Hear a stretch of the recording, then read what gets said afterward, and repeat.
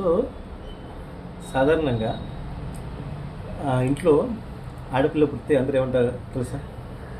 మహాలక్ష్మి పుట్టింది బా ఇంట్లో, దేవత పుట్టింది, దేవత కొలువైంది, సాక్షాత్ లక్ష్మీ పుట్టింది, ఇల్లు కప్పలాడుతుంది, అలాగే ఉందంటారు. అదే కొడుకు పుడితే పులి పుట్టింది బా, నా కొడుకు పులి సింహం అంటారు.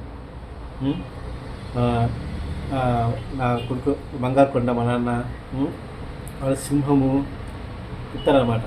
కరెక్టే, కొడుకు సింహం పులినే, కూతురు మహాలక్ష్మి. మీకు అర్థమైంది అనుకుంటా. కొడుకు సింహమే, కొడుకు పులే, కూతురు మహాలక్ష్మినే. సో ఇది అర్థం అవ్వాలంటే వాళ్ళు మేధావులు అయి ఉండాలన్నమాట.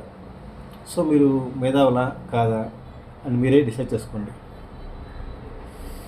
ఓకేనా?